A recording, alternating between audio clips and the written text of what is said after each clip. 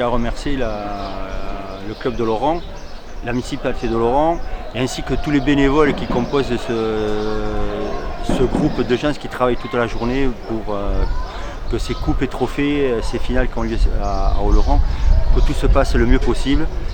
Il se trouve qu'aujourd'hui il fait un temps merveilleux, trop chaud même, et donc les gens, il y a une chose qui va marcher, c'est la buvette, tant mieux pour eux. Mais enfin aujourd'hui c'est une excellente journée et nous sommes très heureux d'être ici à Oloron. Pour la deuxième année consécutive, le comité a donné l'organisation à la JAO après un long passage à Lausanne. Donc, en concertation avec la commission communication, le club organise ces finales. Traditionnellement, c'est organisé le jour de l'ascension, avec 2 finales réservées aux joueurs évoluant essentiellement en département et 2 finales pour les jeunes cadets et cadettes et les grandes finales des seniors.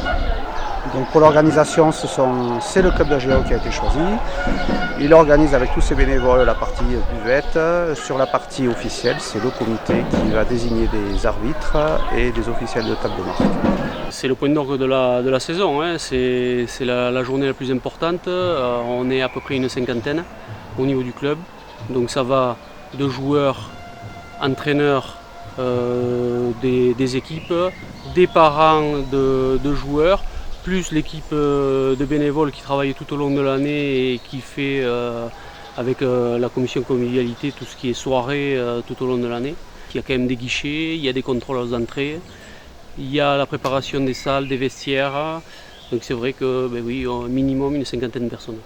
On commence 2 mois en amont avec les services de la ville et puis plus précisément les derniers 15 jours pour améliorer tout ça et pour préparer tout ce qui est commande, boissons, ainsi que viande, pain, enfin tout le nécessaire pour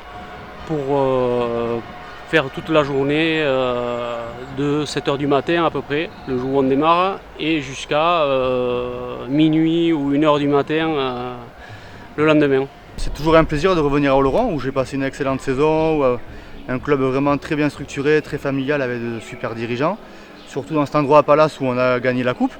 Donc pour moi c'est un excellent souvenir, un de mes meilleurs de ma petite carrière de coach. Après revenir avec nos restes, c'est un plaisir aussi, hein. Surtout qu'on a fait un exploit en demi-finale, d'éliminer la Nationale 3 de Mourenx, donc c'est quand même pour nous c'est une consécration de venir ici. Ça conclut une belle saison où on finit second de prénat. Et surtout, c'est pour le club et pour le groupe, c'est vraiment finir la saison en beauté. Ah si, on est déçus d'avoir perdu. Après, on est le petit poussé, on a créé l'exploit d'arriver jusqu'en finale. On est sorti du plus bas niveau.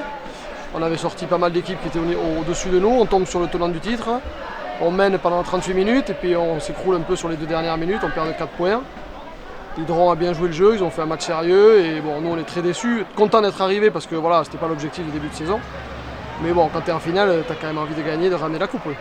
Déjà, il faut remercier donc le comité qui a bien voulu une seconde fois donc redonner à la JAO Basket les finales et puis aussi féliciter donc le club de la JAO, ses dirigeants, ses bénévoles sur une journée aujourd'hui difficile avec la chaleur. Ils ont répondu présent, donc pour la tenue des buvettes, pour tout au long de la journée, et donc un grand merci à eux.